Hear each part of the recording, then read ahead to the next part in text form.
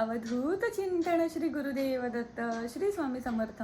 नमस्कार मंडळी, स्वरूपम समर्थम चॅनलमध्ये तुम्हा सर्वांचं खूप खूप एकदा मनापासून स्वागत करते आहे.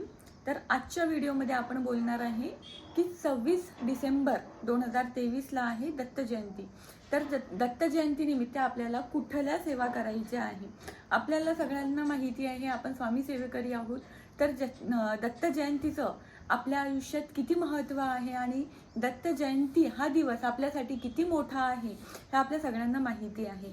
तर या निमित्ताने आपल्याला आपल्याकडनं जितकी जास्त शक्य होणार तितकी आपल्याला स्वामींची, दत्त महाराजांची सेवा करायची आहे. आपण सगळे केंद्रात जातो, आपण सगळे मठात जातो. आपल्याला माहिती आहे की जेव्हाही गुरुपौर्णिमा असते किंवा दत्त जयंती असते तर त्या निमित्ताने केंद्रात बरेचसे असे उपक्रम चालविले जातात.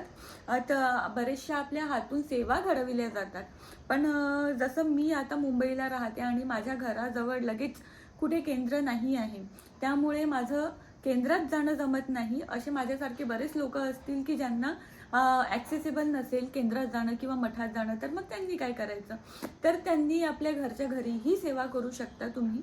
आता मी काही सेवा अशा तुम्हाला सांगणार आहे की ज्या दत्त जयंती निमित्त तुम्हाला करायच्या आहे.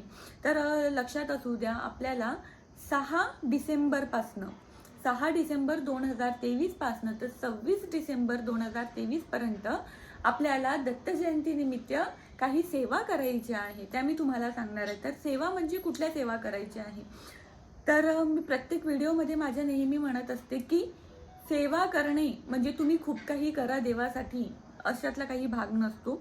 नामस्मरण सारखं मोठं शस्त्र कुठलंही नसतं. तुम्ही जर खऱ्या अंतकरणातून, खऱ्या मनातून जर तुम्ही स्वामींना हाक जरी मारली तरीही स्वामी तुमच्या प्रत्येक संकटात धावून येणार आहे. पण तुम्ही तुमचं मन, तुमचं अंतकरण शुद्ध पाहिजे. तुम्ही तेवढे निष्पाप पाहिजे त्या गोष्टीसाठी. करायला तर तुम्ही 10 सेवा करू शकता, पण जर तुमच्या मनातच वाईटपणा असेल कोणासाठी तर मग देवही तुमच्यावर प्रसन्न होणार नाही. आणि जर तुम्ही काहीही सेवा नाही केली आणि फक्त तुम्ही नामस्मरण जरी केलं तरीही महाराज तुमच्यावर प्रसन्न होतील.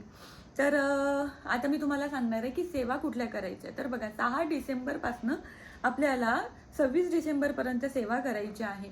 तर आपण सेवेमध्ये काय करू शकतो, तर हा 21 दिवसांचा कालावधी आहे. 21 दिवसांच्या कालावधीमध्ये आपण 6 डिसेंबरपासून 26 डिसेंबरपर्यंत क्रमशः 3 पाठ आपण गुरुचरित्राचं पारायण करू शकतो. 7 दिवसांचं असं 3दा आपल्याला 3 पाठ आपले गुरुचरित्राचे होतात. म्हणजे 6 डिसेंबरपासनं तर पहिले 7 दिवस एक पारायण, त्यानंतर दुसरे 7 दिवस दुसरं पारायण आणि तिसरे 7 दिवस तिसरं पारायण, असं आपल्याला 6 पासनं तर 26 पर्यंत आपले गुरुचरित्राचे 3 पाठ होऊ शकतात. ही झालं पहिली सेवा, ही झाली आपल्याला गुरुचरित्र पारायणाची सेवा. त्यानंतर दुसरी सेवा म्हणजे कुठली, तर आपल्याला 6 डिसेंबरपासनं तर 26 डिसेंबरपर्यंत स्वामी चरित्र सारामृताचं आपल्याला पारायण करायचं आहे. 21 दिवसांचं आपलं ते पारायण असतं. तर त्या 21 दिवसांच्या पारायणाच्या निमित्ताने आपल्याला काय करायचं, तर रोज आपल्याला 1 ते 21 अध्याय स्वामी चरित्र सारामृताचं पठण करायचं आहे. ह्या ज्या कुठल्याही सेवा आहे ज्या आपण दत्त जयंती निमित्त करत आहोत त्या सेवा आपल्या संकल्पयुक्त असणार आहे. तर आपल्याला स्वामी चरित्र सारामृताचं 21 दिवसांचं पारायण करायचं आहे. त्या 21 दिवसांच्या पारायणामध्ये आपले 21 पाठ होणार आहेत. म्हणजे आपल्याला रोज स्वामी चरित्र सारामृताचं 1 ते 21 अध्यायाचं पठण करायचं आहे. ह्या 2 मुख्य सेवा आहे. ह्या 2 पैकी कुठलीही सेवा तुम्ही करू शकता. आता असा विचार करू नका की तुम्हाला दोन्ही सेवा करायच्या आहे, कारण त्या शक्य होणार नाही. गुरुचरित्र पारायणाला जवळपास 3 तास लागतात आणि स्वामी चरित्र सारामृताचं जर तुमचं वाचन चांगलं असेल तर त्यालाही 1 ते 1.5 तास आरामात लागतो. तर असा विचार करू नका की तुम्हाला दोन्ही सेवा करायच्या आहे. दोन्ही सेवा करायला जाणार तर एकही सेवा तुमच्याकडून व्यवस्थित होणार नाही. त्यामुळे कुठलीही एक सेवा निवडा आणि ती मनापासून करा. या व्यतिरिक्तही बऱ्याच काही सेवा आहे ज्या मी तुम्हाला या व्हिडिओमध्ये नाही सांगणार, त्याच्यासाठी वेगळा व्हिडिओ बनवेल.